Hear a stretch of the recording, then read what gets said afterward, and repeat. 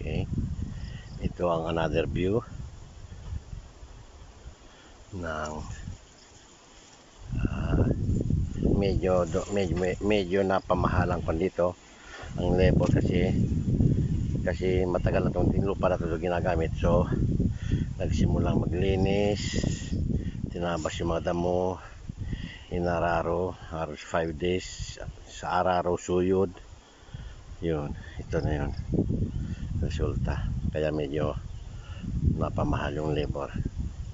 So, yun sa kabila niyan, yung area na yan, yun yung sa area na yan, meron pa ron patatabunan lang. Okay, yan lang ngayon. Arman Boy, the farmer boy na, hindi na siya electrician ng Qatar at Saudi at ng Dubai. Panibagong antas ng buhay. Okay. Sana pag ako mismo mag-aalaga nito, ako ang magdidilig. First 7 days kailangan araw-araw didiligan. Ngayon papatubig lang, kaya siguro ngayon hindi na muna didiligan, bukas na lang for 7 days.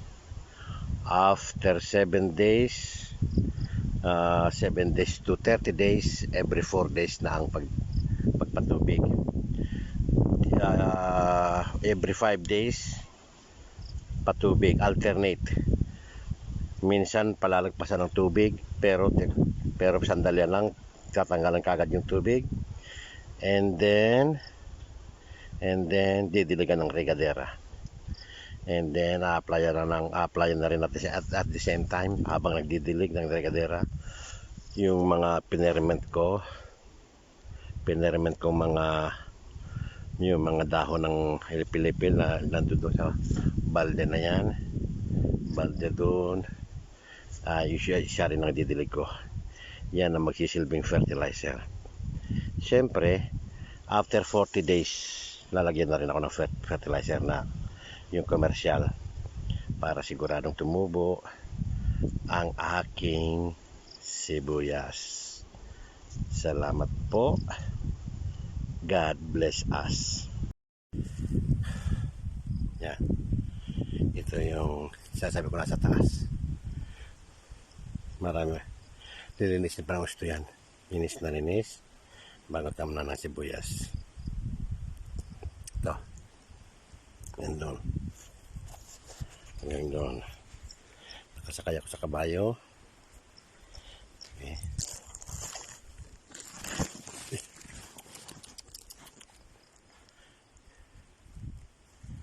Yan.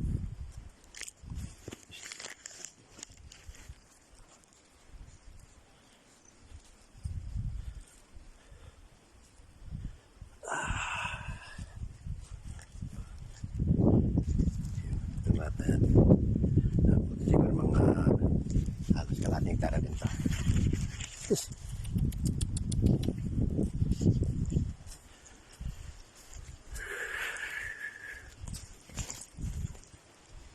Okay. Ito yun.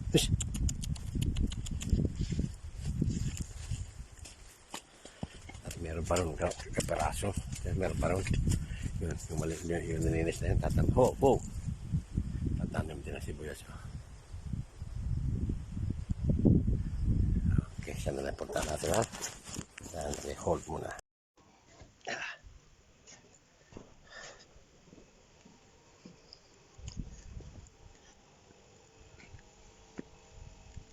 Spray na ng puradan para hindi lang gamin itong punla ng sibuyas. Yan, hanggang punla doon.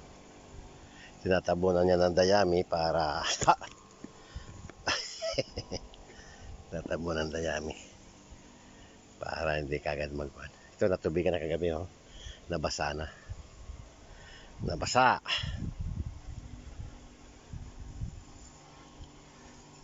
Dito po lagyan pula ng kwan. Petsay.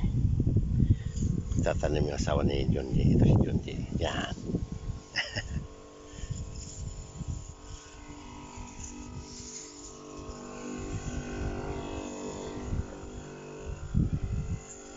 Hanggang doon. Pinuna to kahapon. Yan, spray mo na rin yan para sa kan. Baka hakutin din yung punla ng sinuman. Petsay.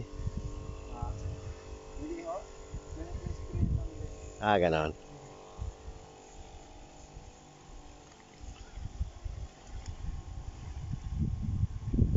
Yan ang kan. Ang bahay niya nasa taas, kaya mag-asawa niya ni. Siyang taga-dilig.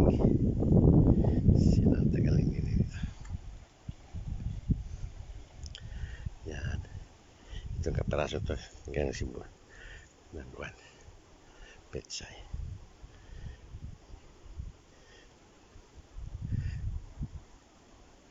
Ta ta ta ta. Bahay ng kambing. Pansamantala wala pang kambing. Okay.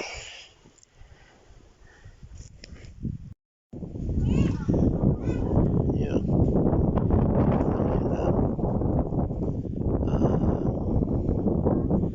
Punla na sibuyas. Hanggang doon. Itatransplant to mga 26 or 25 this month. Maganda ng tubo. Yan. Ito.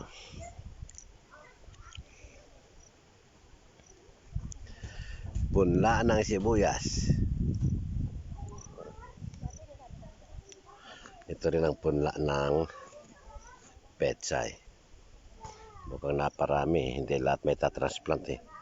Baka kapusin sa kwan. Sa pag-transplant ng sibuyas. Ito, marami pang itatransplant eh. Hindi natansya. Yan. Tayo lang. Ayos si Rosy. Tayo lang. Tayo magtawag, wala problema, tayo lang man.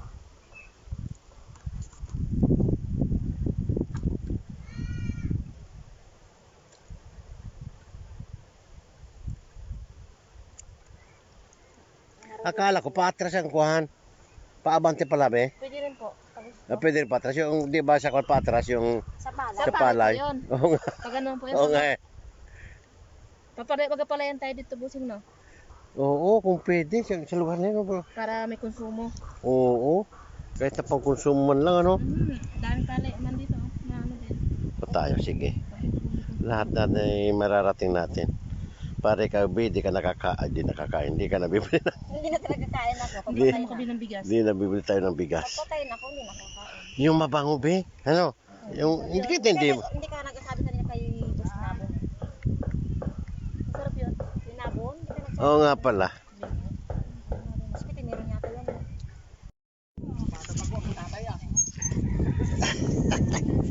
Ako nga nagkuhan.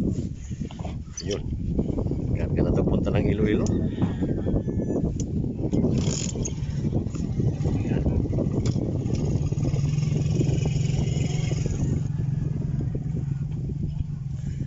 Ay, ay, ay.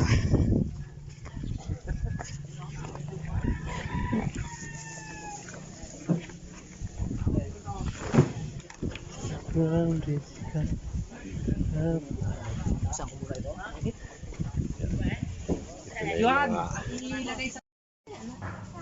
Gusto ka na nga eh. Hindi ka pinapay. Gusto pa naman gila, oy. Kaya ka lang nagpagsuan. Sinagtaan ko tayo.